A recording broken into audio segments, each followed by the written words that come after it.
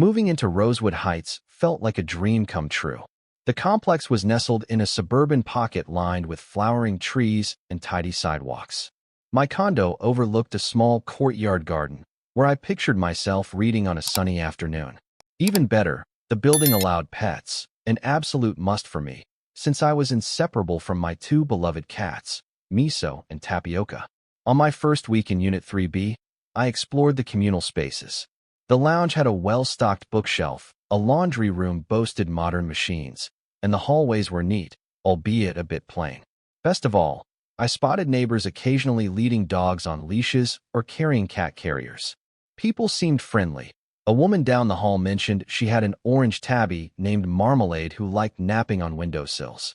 Another neighbor said the building had historically welcomed animals, as long as they didn't cause problems. Little did I know that behind this veneer of harmony lurked an overzealous HOA board with a single dominating presence. Clarissa Barnett, often referred to in hushed jokes as Karen. Some neighbors dropped that nickname with a roll of the eyes, hinting that Ms. Barnett enjoyed controlling every last detail. But at the time, I didn't worry. My cats were well-behaved, fully litter-trained, and had never caused property damage. How could she possibly single me out? I officially met Karen one Saturday morning, just a few days after moving in. She caught me in the hallway while I was returning from a grocery run. Dressed in a crisp blouse and pencil skirt, she looked more like a corporate executive than a volunteer on the HOA board. Her hair was meticulously styled, her expression set into a polite but tight-lipped smile. "You must be the new resident in 3B, she said, scanning me from head to toe. "I'm Clarissa Barnett, HOA chair. Please address me as Ms. Barnett. I hope you've read our building guidelines thoroughly." I nodded, setting my grocery bags at my feet for a moment. Yes, I did. Everything seemed standard. Her eyes flicked to a stray thread on my shirt. "We pride ourselves on high standards here at Rosewood Heights. I trust you'll do your part to maintain them." I forced a smile. "Of course. I plan to be a good neighbor." She inclined her head. "Excellent. If you have pets, just ensure you're aware of all regulations about cleanliness and potential damage." I assured her I was. Yet, the mention of potential damage struck a disconcerting chord. My cats had never harmed any property. Why fixate on that? Something in Ms. Barnett's tone made me uneasy, like she was scouting for trouble. But I dismissed it as overthinking, not realizing it was an omen of battles to come. For the first few months, life at Rosewood Heights was pleasantly uneventful. Miso and Tapioca settled into our new home nicely, spending afternoons perched by the window, chattering at birds. I got along with neighbors who often stopped to pet my cats if they peeked out from the hallway door. Then, one evening, an emailed notice from the HOA board arrived in my inbox. Subject: Floor Care Regulations Reminder. Dear residents, we have noticed several instances of floor scratches in common areas, possibly from pet claws. Please remember that all pets must be kept under control. We strongly advise cat owners to consider soft paws or routine claw trimming to avoid damaging floors. Failure to comply could result in financial penalties for repairs. Thank you for your cooperation. Rosewood Heights HOA. The message didn't name names, but it carried a stern warning. I felt uneasy. My cats never roamed the halls unsupervised. They had no chance to scratch communal floors. And it wasn't just me. A few neighbors also had cats but said they rarely allowed them outside their units, except for quick vet trips. I shrugged it off as a general reminder. Little did I suspect that Ms. Barnett was preparing a larger campaign, targeting cats under the pretense of damage. She'd soon escalate from subtle hints to outright bans. Within a few weeks, the rumor mill swirled. Ms. Barnett had quietly proposed an amendment to the HOA rules that would ban cats entirely from Rosewood Heights. Some neighbors scoffed. "She can't do that, can she?" Others recalled how Ms. Barnett had once tried to restrict dog sizes, though that plan failed after residents pushed back. Now she had apparently set her sights on feline companions, blaming them for floor scratches. Word on the grapevine suggested Ms. Barnett planned to present this ban at the next HOA board meeting. I, along with other cat owners, felt alarmed but uncertain. Could an HOA truly forbid all cats, even existing ones? That sounded cruel and extreme. We hoped it was just a rumor, maybe blown out of proportion. However, an older resident named Marjorie, who had lived here a decade, confessed she'd seen Ms. Barnett bully other committees into passing strict rules. If she convinces enough board members that cats are a problem, they'll do it, Marjorie warned. She's cunning, that one. You cat owners better be ready to fight back. On a Wednesday evening, I joined a group of concerned residents filing into the community lounge for the monthly HOA board meeting. The fluorescent-lit room held folding chairs in neat rows, with a long table at the front for board members. Ms. Barnett presided at the center, flanked by 2 other board members and the building manager. A modest crowd of neighbors sat facing them, flipping through the printed agenda. At first, the meeting addressed routine matters, maintenance updates, budget reports. My mind wandered, anxious about the cat issue. Finally, Ms. Barnett cleared her throat and introduced an important new proposal. She launched into a speech about how numerous complaints were received regarding scratched floors in the hallways and community lounge. She cited evidence that cat claws were to blame, ignoring the possibility of dogs or even furniture moving. Then, with a solemn face, Ms. Barnett proposed an amendment. No new cats allowed in Rosewood Heights, and existing cat owners must rehome their pets within 6 months or face fines and possible eviction. Gasps rippled through the audience. Several cat owners shot to their feet. One woman exclaimed, "You can't force us to get rid of our beloved pets." Another man shouted, "This is inhumane." Ms. Barnett raised her hands for calm, insisting she was only protecting property values. I sat there stunned, my pulse pounding. The idea of losing miso and tapioca was unthinkable. Ms. Barnett's plan was more draconian than any rumor I'd heard. But we weren't about to let her steamroll us. Chaos erupted as residents demanded to speak. The board meeting descended into heated arguments. Ms. Barnett tried to maintain order, but emotions ran high. Angela, a neighbor with 2 rescue cats, pleaded that her pets were family. "Are you going to make me choose between my home or my cats? This is outrageous." Robert, who didn't even own pets, objected on principle. Banning cats sets a dangerous precedent. What's next? Birds? Hamsters? Marjorie insisted Ms. Barnett produce hard proof that cats caused the alleged scratches, but Ms. Barnett merely waved a few photos of scuffed floor sections. None showed actual cats doing the damage. Ms. Barnett repeated claims that reports indicated cats roaming hallways unsupervised, scratching baseboards and wooden surfaces. When pressed for details, she evaded, saying she had confidential complaints from residents who feared reprisal if they spoke publicly. At length, the board decided to delay a vote, acknowledging they needed more information. Ms. Barnett bristled but agreed to a 2-week study to confirm the cause of floor damage. We cat owners exhaled, relieved to have a temporary reprieve. But it was clear Ms. Barnett wouldn't give up easily. We needed a plan. In the days after the incendiary board meeting, cat-owning neighbors convened in my living room to discuss next steps. We formed a small coalition, Friends of Felines, committed to protecting our pets' right to stay. Angela, Marjorie, and Rodney, who had 3 cats, led the conversation.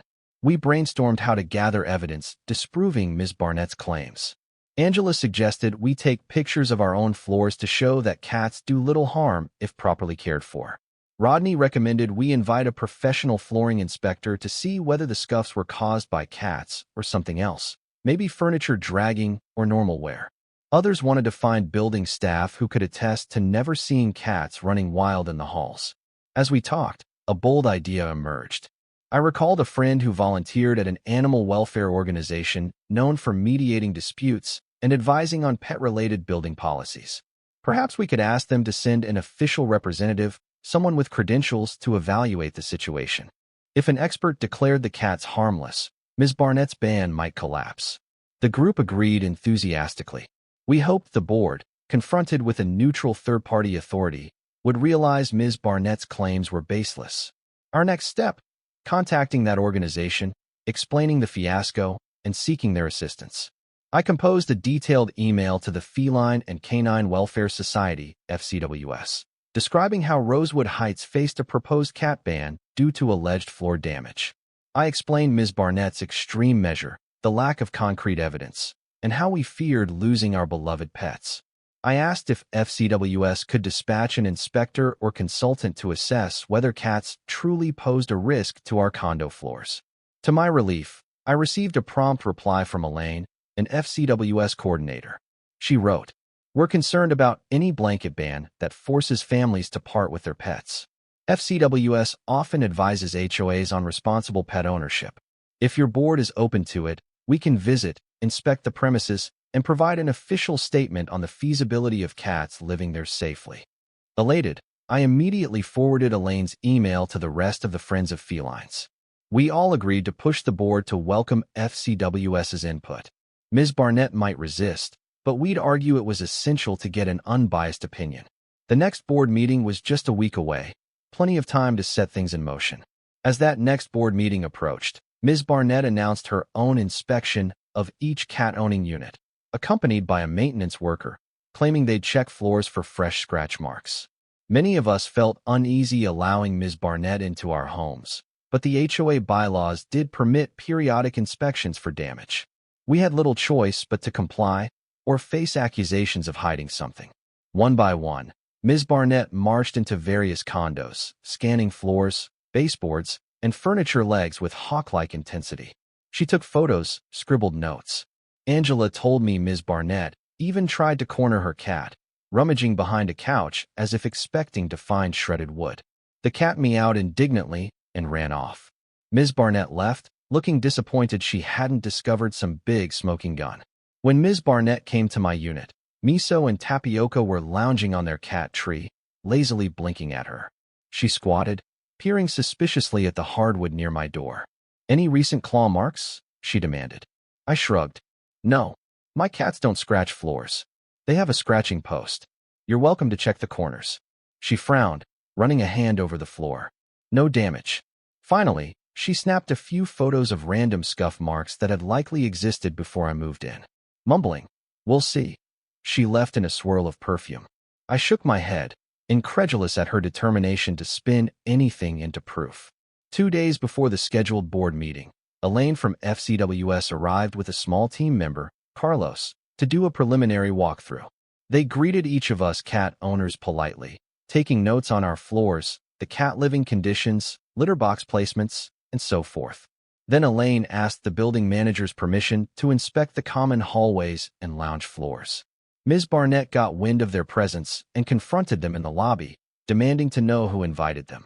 Elaine calmly explained they were from a recognized animal welfare group, here at the request of multiple residents, to assess whether cat claws truly posed a threat.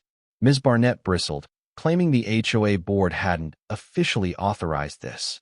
But Elaine politely insisted that if the board was considering a ban, hearing from an independent expert was reasonable. The building manager, quietly encouraged by our coalition, allowed them to proceed. For hours, Elaine and Carlos walked the premises, comparing existing scuffs to typical cat scratch patterns. They even measured certain scratches with small calipers, nodding thoughtfully. Meanwhile, Ms. Barnett hovered, trying to direct their attention to any mark she deemed suspicious. Elaine offered a professional smile, not letting Ms. Barnett commandeer the inspection. Finally, the FCWS reps wrapped up, promising to deliver an official written report at the board meeting. The tension in the air was palpable. Ms. Barnett's expression suggested she didn't appreciate outside professionals undermining her narrative. But we, the cat owners, felt a surge of hope. That Wednesday evening, the community lounge was packed, far more residents than usual, many eager to see the cat ban debate resolved. Ms. Barnett sat at the central table, flanked by 2 board members who seemed unsure. The building manager looked nervous. Elaine and Carlos from FCWS arrived with a neatly bound report.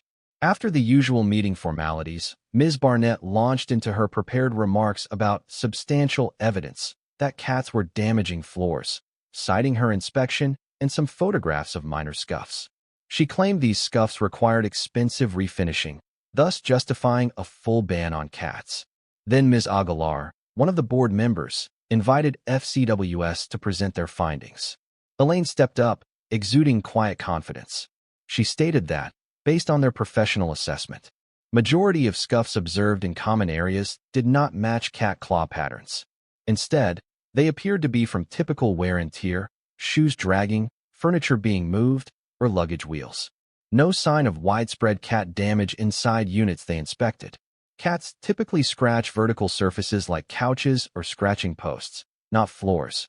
Multiple residents had effectively managed claws through regular trimming or using scratching alternatives. Conclusion: there was no evidence supporting a building-wide cat ban. The scuffs were normal usage, not unique to feline presence. Murmurs of relief and triumph spread among the cat lovers.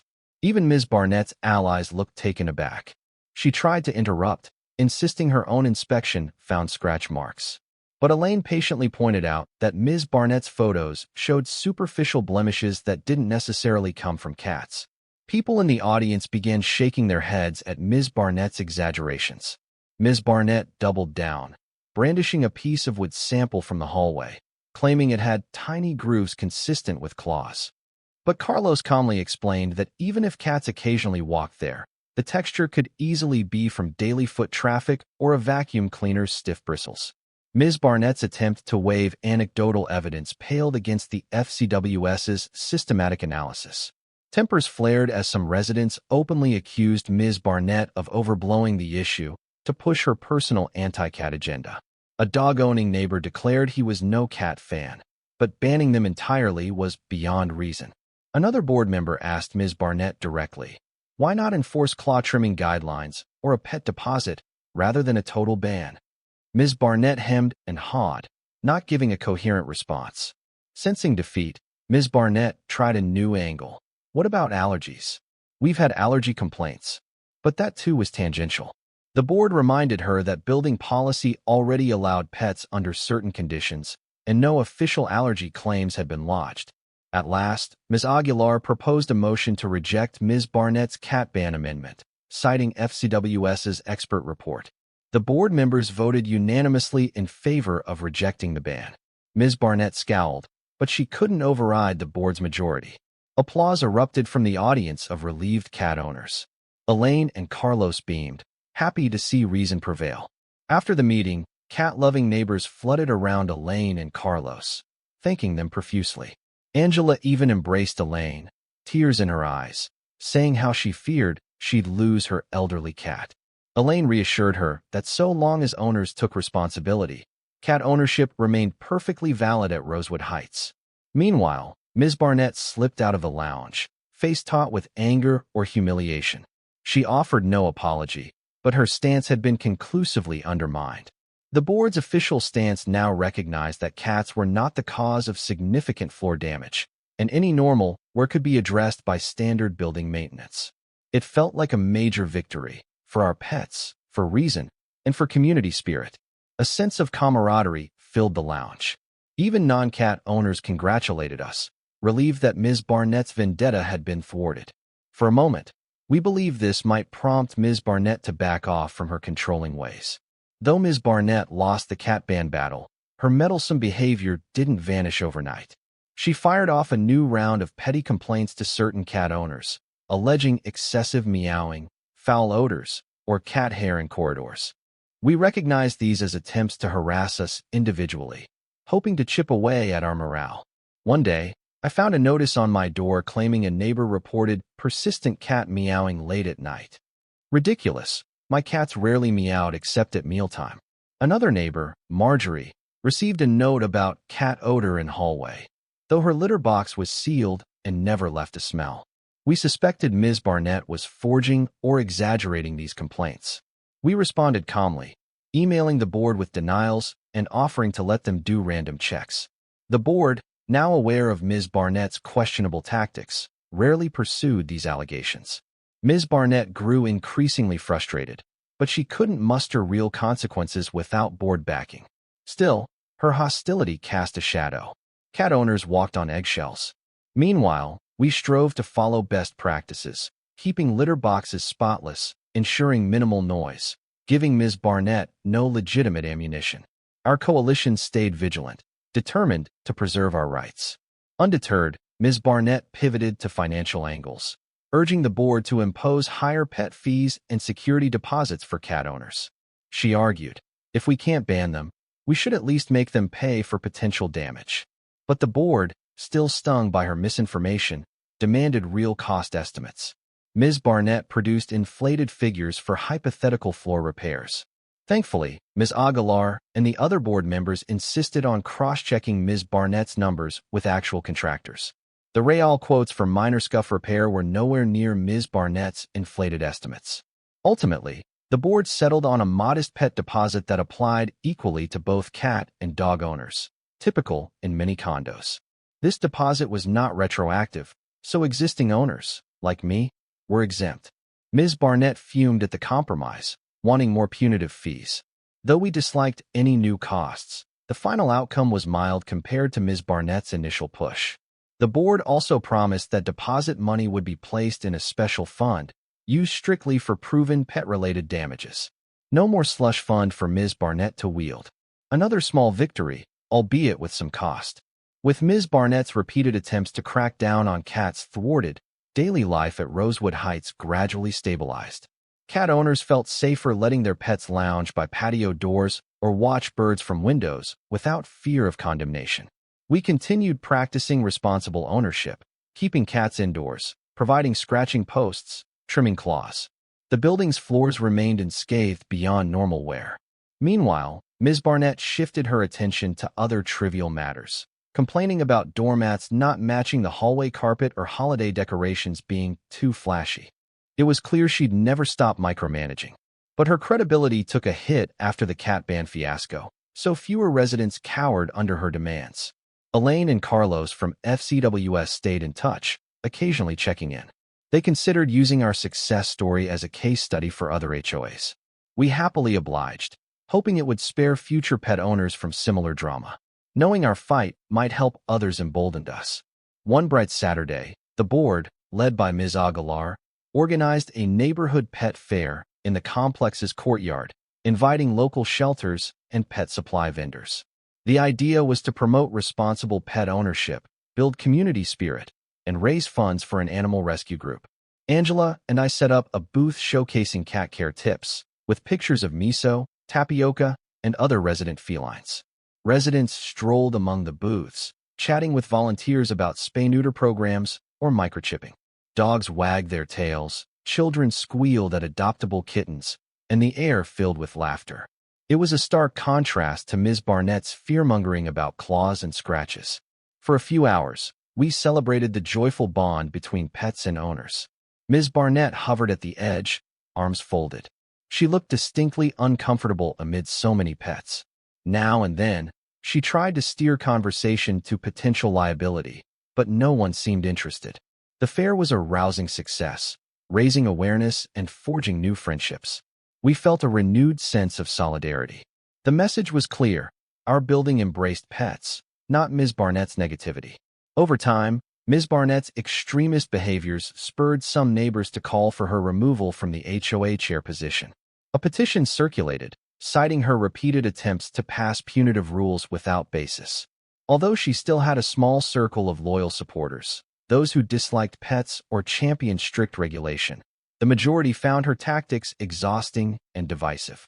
During the next board meeting, Ms. Aguilar read the petition, which garnered a significant number of signatures.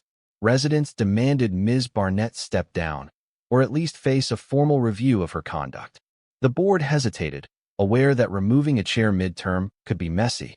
Ms. Barnett refused to resign, claiming a vocal minority was persecuting her.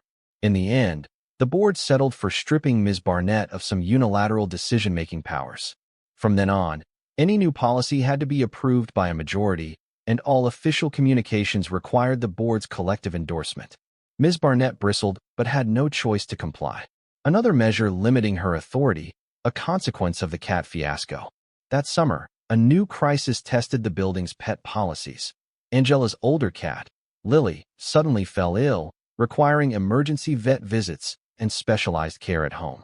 Angela was distraught, needing to carry Lily to and from her condo frequently, sometimes late at night.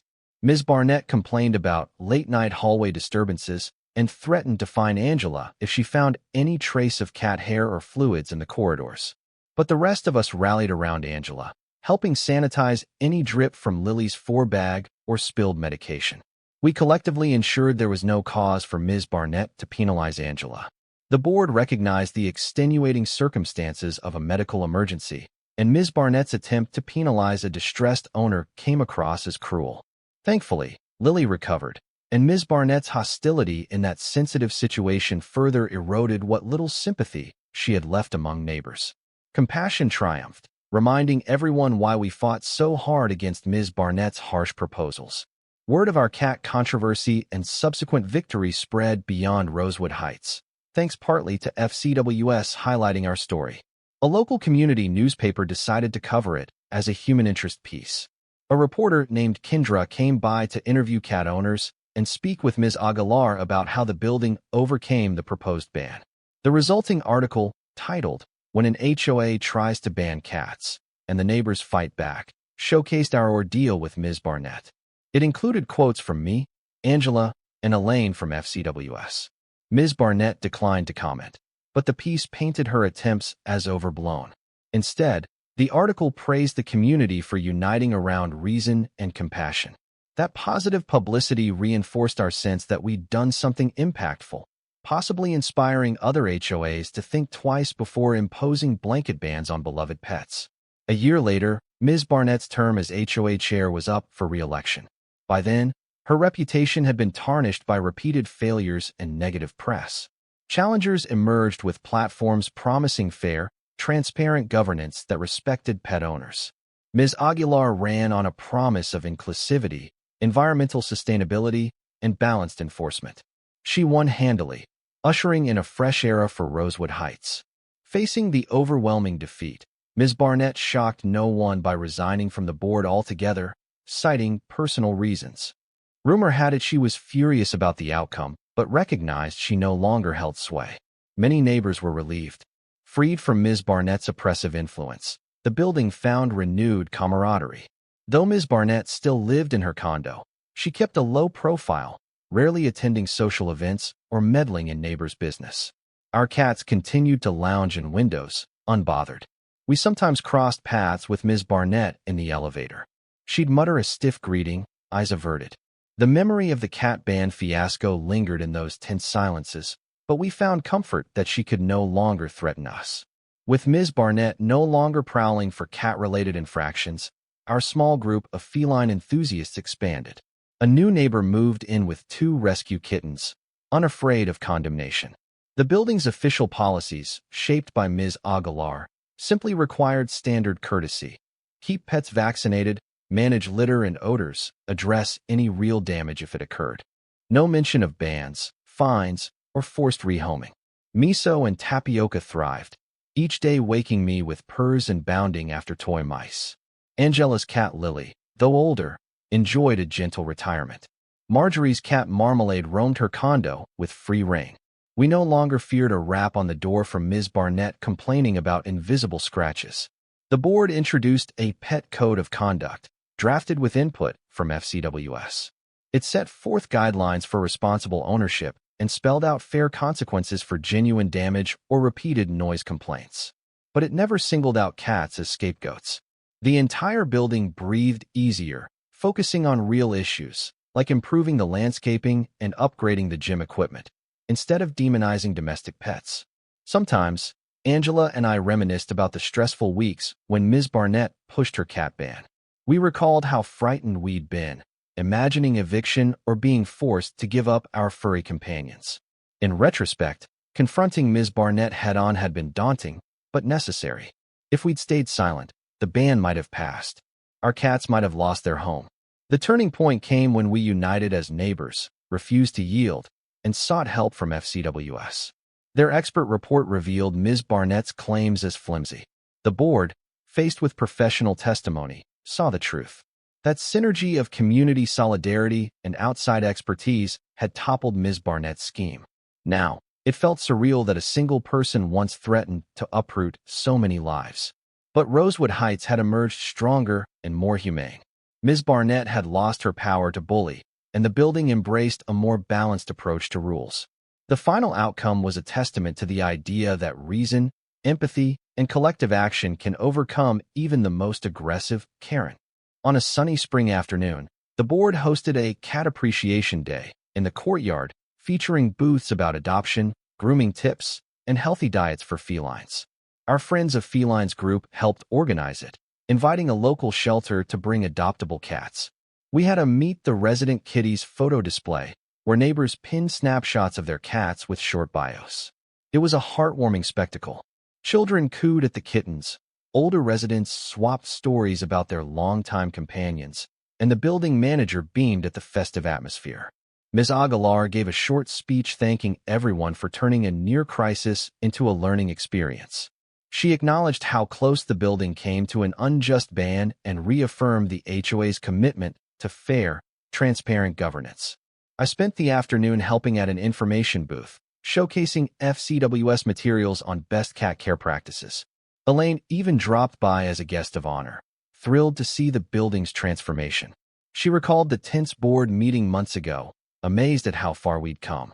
Late in the day, after most guests had departed, I spotted Ms. Barnett hovering at the courtyard edge, watching the festivities from a distance. She wore a neutral expression, arms crossed. I considered ignoring her, but something compelled me to approach. "Hello, Ms. Barnett," I ventured softly. She glanced at me, expression guarded. "We had a nice turnout today," I added. She nodded curtly. "Seems so," she replied, looking at a banner that read, "We love cats at Rosewood Heights." Sensing a crack in her stony demeanor, I said, "Despite our differences, I hope you can see that the building is in good shape. Cats haven't ruined anything. People are content." She exhaled, avoiding my gaze. "Maybe," she muttered, "but I stand by wanting to protect the floors." A brief silence, then she cleared her throat. "Anyway, it's none of my business now. I'm no longer on the board." Without another word, she turned and walked away. I felt a pang of sympathy. Perhaps Ms. Barnett realized she'd lost not just a battle, but her social standing. Yet, she still couldn't fully admit her wrongdoing. I sighed, letting her go. The building had moved on, and that was enough. In the end, life at Rosewood Heights settled into a peaceful rhythm. Our cats roamed their condos, gazing out windows at passing birds, napping in sunbeams. Residents enjoyed the building's communal lounge without fear of sudden bans. The floors remained well-maintained, proving that everyday living, human or feline, naturally led to minor wear, nothing catastrophic. Ms. Aguilar and the board carried out new initiatives, a courtyard beautification project, an upgraded security system, clearer guidelines for noise and trash disposal. None singled out pets as scapegoats. Meanwhile, Ms. Barnett lived quietly in her unit, rarely attending meetings. She no longer had the authority to impose draconian rules. Every so often, I'd recall the old tension of hearing Ms. Barnett's footsteps in the hallway, petrified she'd conjure another crisis. That anxiety was replaced by confidence that we, as neighbors, could stand together. We owed that unity partly to the fight over cats, which galvanized us to defend our furry friends and defend each other. Thus, the story ended on a joyful note. The cat ban banished, Ms. Barnett's overreach curbed, and Rosewood Heights blossoming into a more welcoming home for all, human, canine, and feline alike. Our beloved cats, from Miso and Tapioca to Angela's Lily and Marjorie's Marmalade, remained cherished family members, unthreatened by a Karen who had once tried to scratch them out of existence. And so we lived happily ever after, with purrs echoing in the corridors, unstoppable proof that compassion and resolve can triumph over fear-mongering, leaving even the most overbearing neighbor powerless to sever the bonds between us and our pets.